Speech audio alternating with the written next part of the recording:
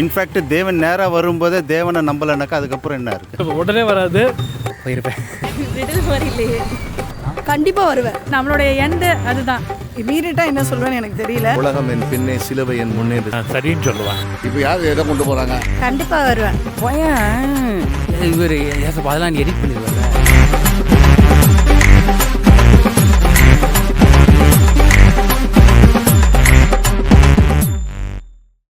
இந்த வீடியோவில் மேத்யூ 19:20-21 இயேசு கேட்ட ஒரு கேள்வியை அடிப்படையாக கொண்டு நாங்கள் மக்களிடம் ஒரு கேள்வி கேட்டோம். ஒரு இளைஞன், நான் எல்லா கட்டளைகளையும் காத்திருக்கிறேன் என்று சொன்னபோது இயேசு, உன்னிடமுள்ள அனைத்தையும் விட்டுவிட்டு சிலுவையை எடுத்துக்கொண்டு என்னை பின்பற்று என்றார். அந்த இளைஞன் துக்கத்துடன் திரும்பிச் சென்றான். அதனால் இன்று நாங்கள் கேட்ட கேள்வி, இயேசு உங்களிடமும் இப்போது இதே கேள்வியை கேட்டால் நீங்கள் செய்வீர்களா? வாதமில்லை, திருத்தமில்லை, கேள்வி மட்டும். பாருங்கள், நீங்களே முடிவு செய்யுங்கள். பதில் என்னவா இருக்கு? பைபிள் வாசிட்டு இல்லைன்னு சொல்ல, சடனாக கேள்விக்கும்போது ஞாபகம் வரமாட்டேங்குது. அது வந்து மத்தேயு 19:22 இருக்கு. இருக்கலாம். ஒரு வாலிபனை பார்த்து கேட்பாரு. அதாவது அந்த வாலிபன் என்ன கேள்வி கேட்பாருன்னா, நான் நித்தியம் அடையிறதுக்கு நான் என்ன செய்யணும் அப்படின்னு. சரி, அவர் கேட்டிருக்கலாம் இந்த மாதிரி சிலுவையை சுமந்து வரவன்னு சொல்லிட்டு. அதே மாதிரி நான் திரும்பி கேள்வி கேட்குறேன், அவர் இயேசு மறித்த மாதிரி நானும் சிலுவையில் அறிஞ்சிக்கிறேன்னு சொல்லியிருப்பாரா? அந்த வார்த்தை சொல்லலையே. இல்லை, ஆக்சுவலாக கடவுள் என்ன கேட்டாருன்னா, ஒரு சிலுவை எடுத்துக்கொண்டு என்னை பின்பற்றி அவர் வர முடியாம அவர் மன கஷ்டப்பட்டு. சரி, அநேக கிறிஸ்தவ சொல்லலாம் அதை பத்தி, இயேசு சிலுவையை பின்பற்றி வான்னு சொல்லிட்டு. ஆனா இது வந்து இந்த உலகத்தில் யாருமே இயேசு பின்பற்றி வந்தா சொல்லிக்கிறாங்க தவிர, உங்களே சிலுவையில் அழிந்த மாதிரி என்னையே சிலுவையை அறையின்னு சொல்லலையா? எல்லாத்தையும் விட்டு விட்டு அப்படின்னும் போது என்னோட பதில் வந்து எதுவுமே விட முடியாது.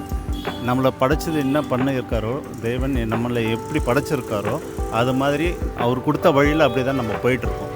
அதனால் வந்துட்டு விட்டு விட்டு அப்படின்ட்டு என்னை வந்து டைரெக்டாக கேட்டாருனாக்கா அவர் கூட அப்படியே போயிடுவேன். ஏன்னா அவர் வந்து தேவன்ன்றதுனால அவரை மீறி நம்ம எதுவுமே பண்ண போகிறது கிடையாது. இன்ஃபேக்ட் தேவன் நேராக வரும்போதே தேவனை நம்பலைனாக்கா அதுக்கப்புறம் என்ன இருக்குது? ஸோ அவர் கூப்பிட்டாருன்னா எல்லாத்தையும் விட்டுட்டு அப்படியே போயிட வேண்டியது தான். கொஞ்சம் கஷ்டம்தான். ஏன்னா you have your family commitments இல்லைங்களா, so that might be a hindrance, but I think it's a everyday process. Incrementally வந்து you keep building on that faith, and faith in the sense that எல்லாத்தையும் விட்டுட்டா கூட God will be there to take care of your commitmentsங்கிற ஒரு விஷயம் you'll have to build on it. அது கூடி சீக்கிரம் உடனே வராது, but you'll have to keep praying for that and keep working towards that. நான் போயிருப்பேன். கண்டிப்பாக ரோஷன். Thank you so much. உங்களோட பதில் என்னவா இருக்கு? ரிடில் மாதிரி இல்லையே. ஆக்சுவலாக விற்கிறதுக்கு எதுவும் இல்லை, விற்கிறது மட்டும் இல்லை, விட்டுட்டு தான் ஆக்சுவலாக லீவ் எவ்ரிதிங்ன்ற மாதிரி தானே இருக்கு. ஓகே தான். கண்டிப்பாக.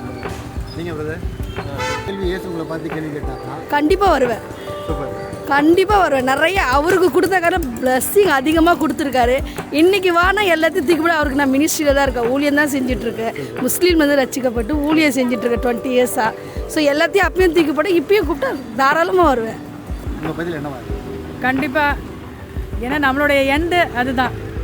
அதனால கண்டிப்பாக விட்டுட்டு வர்றதுக்கு தான் நான் எப்பயுமே வாஞ்சிப்பேன். அவருக்காக எப்பயுமே நிற்கணும்னு எங்கேயுமே ஆசைப்பட்டிருக்கேன். கண்டிப்பாக விட்டுட்டு தான் வருவேன். ஆமாம். உங்கள் பதில் என்னவா? இமீடியட்டாக என்ன சொல்வேன்னு எனக்கு தெரியல. ஆனால் கண்டிப்பாக ஆண்டவருக்காக என் வாழ்க்கையை கொடுப்பேன். கண்டிப்பாக. சிற்றின்பங்கள் எல்லாம் நமக்கு குப்பையாக தோன்றும்.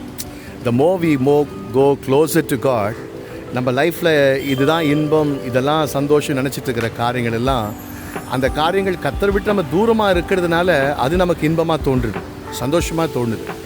ஆனால் when we go to closer to God, அவைகள்லாம் குப்பையாக இருக்கும். ஒரு ஃபார் எக்ஸாம்பிள் யூத் டைமில் சினிமா மேலே ஒரு அடிக்ஷன் இருந்துச்சு. So I was far away from God. when I came closer to God, அவையெல்லாம் ஒரு குப்பையாக பார்க்க முடிஞ்சுது. அதனால் நம்ம சில நேரத்தில் பாடுறோம், உலகம் என் பின்னே சிலுவை என் முன்னே என்று சொல்லி. உண்மையாகவே அது பாடல் வரிகளில் மாத்திரம் இல்லை. we have to keep the world behind when we keep Christ before us. we can be victorious. அதுதான் இயேசுநாதர் அந்த வார்த்தையில் சொல்ல விரும்புகிறார். So let's submit to God, to the will of God, and let's prepare ourselves for the coming of Jesus. உங்கள் பதில் என்னவா? நான் சரின்னு சொல்லுவேன் வரேன். மற்றவங்களுக்காக வாழலாம், நமக்காக வாழக்கூடாது. நம்மளை கொண்டு போகிறதில்லன்னு சொல்கிறோம். இப்போ யார் எதை கொண்டு போகிறாங்க? 5000 கோடி 2000 கோடி கொள்ளையடிக்கிறாங்க. யார் எல்லாம் வந்து பணம் தான் போகிறான், ஒன்றும் இல்லை. அவன் சொத்து அவனுக்கே தெரியாமல் போகுது இல்லை. இதை அன்றைக்கி அவர் சொல்லிட்டு போயிட்டார். அதை இன்னும் செஞ்சுட்டு இருக்காங்க. அடித்தா கூட திருப்பி அடிக்காத என்ன சொல்கிறாரு. அதனால் இன்றைக்கி கிறிஸ்தவங்க எவ்வளோ அடிபடுறாங்க, நம்ம வந்து திருப்பி அடிக்கலையே. கண்டிப்பாக வருவேன். எல்லாத்தையும் இப்போ விட்டுட்டு நான் பின்னாடி வந்துடுவேன். உலகத்தில் ஒரு காலத்தில் நான் வாழ்ந்தேன். நான் 32 வயசில் நான் ரட்சிக்கப்பட்டேன். இன்றைக்கி 65 வயசாகுது. இது வரைக்கும் நான் ஜீவனுள்ள தேவனை பற்றி கொண்ட இது வரைக்கும் என் வாழ்க்கையில் பாவமோ திரும்பி பார்க்கல. அன்றைக்கி லோத்தோடைய மனைவி திரும்பி பார்த்தா உப்பு தூணாக மாறினா, நான் மாறலை. ஏன்னா நான் திரும்பி பார்க்காத அவரை நோக்கி வந்ததுனால இன்னை வரைக்கும் நான் நிலை நிற்கிறேன். அதான் அவருடைய கிருபை. உங்கள் பதில் என்னவா?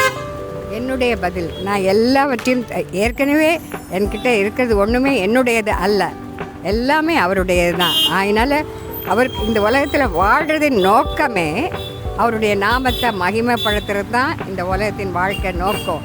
ஏன்னா after all this life is temporary. Minimum போனால் 80 இயர்ஸ். ஒரு மனுஷனுடைய ஆயுசு நாட்கள் 70 வருஷம், பலத்தின் மிகுதியினால் 80 வருஷம்.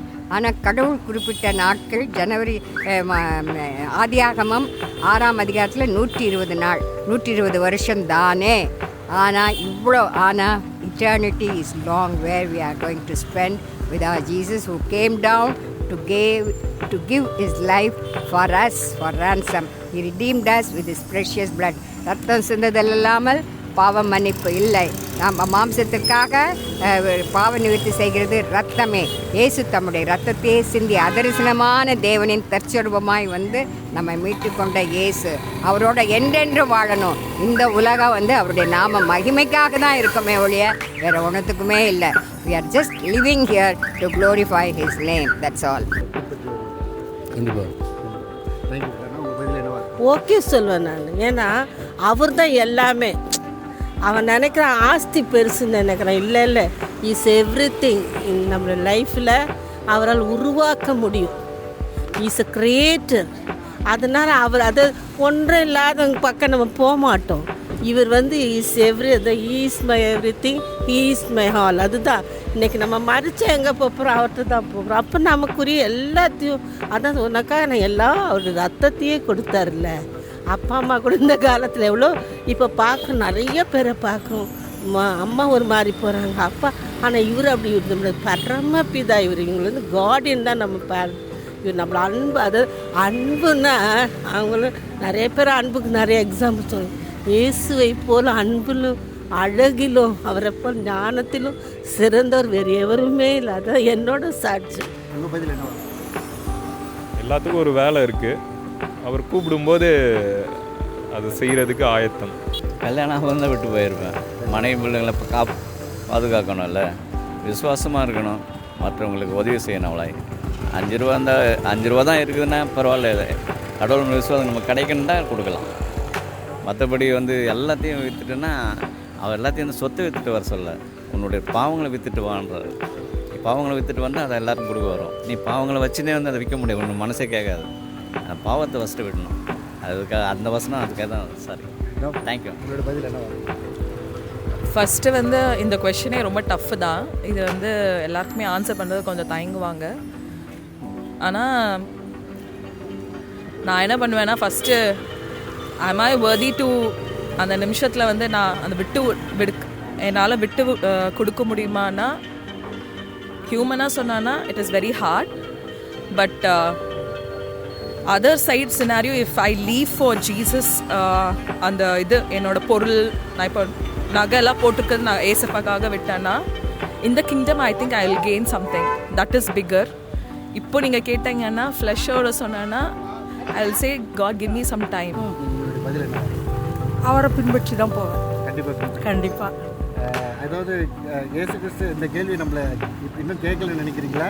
இல்லை, அவர் ஏற்கனவே கேட்டு தான் நம்மளுக்கு எழுதி கொடுத்துருக்குறாங்க. ஆமாம். எழுதுனதை நம்ம ஃபாலோ பண்ணணும். ஆமாம். நீங்கள் என்ன பதில் சொல்லுவீங்க? ஏசு கிறிஸ்து கேட்டால் விட்டுட்டு போயிட வேண்டியதுதான். இயேசு கிறிஸ்து இப்போ கேட்கலன்னு நினைக்கிறீங்களா? கேட்டான்னா போயிடணும், அவ்வளோதான். அவர் வார்த்தைக்கு மீறி எதுவும் இல்லை. உங்களுடைய பதில் என்ன? என்னுடைய பதில் கர்த்தருக்காக வேறு என்ன, ஆண்டவர் தான் பெரியவர். அவருக்காக இதெல்லாம் விட்டால் ஆண்டவர் கொடுக்க வல்லமை உள்ளவர். ஆண்டவர் தான் நம்ம முக்கியம். ஆண்டவர் நம்ம ஃபஸ்ட்டு நினைக்கும் போது மற்றதெல்லாம் ஒன்றுமே கிடையாது.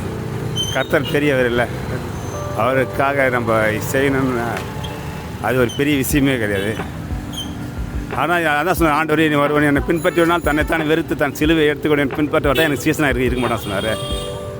அதுதான் கர்த்தர் நல்லவர். என்னவா இருக்கும்னா, அன்னைக்கு அவர் கேட்ட கேள்வி கரெக்டான கேள்வி தான் அந்த ஆள் கேட்டிருக்காரு. இந்த பணக்கார பையன் அப்படி பார்த்துருக்குறான், இயேசுவை சுற்றி வர அப்படி பார்த்துருக்கான். பக்கத்தில் உள்ள ஃப்ரெண்டுக்கிட்ட பேசிக்கிறாப்புல.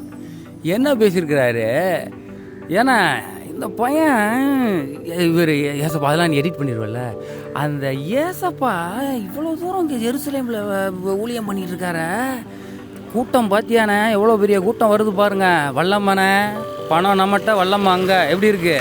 ஏசப்பா அவங்களுடைய மனதை புரிந்தவராய் அவர் என்ன கேட்குறாங்க, இவன் எதுக்கு வந்திருக்கான்னு தெரிஞ்சு போச்சு, நம்மளை சேர்த்து காசு அடிக்கலான்னு பார்க்குறான் அப்படின்னுட்டு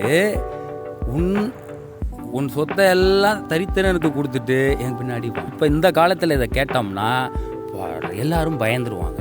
ஏன்னா ரொம்ப ஃப்ரீயாக வாழ்ந்துட்டு இருக்காங்க. எல்லாம் லேட்டஸ்ட்டு கார் வாங்குறாங்க, லக்ஸூரியஸாக வாழ்கிறாங்க. அவங்க எப்படி காசு கிடைக்கிதுன்னா எனக்கும் தெரியல. அதாவது ஒரு காரு பெருசாக வாங்கணும்னா, ஒரு கோட்டு சூட்டு போடணும்னா 10 காசு வேணும்னே, ஒரு 5000 10,000 வேணும். அதுக்கு உழைக்கணும், சம்பாதிக்கணும். அதுக்கு தான் ஏசப்பா கேட்குறாரு, இதுக்கு என்ன தொழில் பண்ணி சம்பாதிக்கிறீங்கன்னு கேட்குறாரு. என்ன தொழில் பண்ணுறீங்கிறது அவங்களே கொஞ்சம் சொல்லுங்கள்.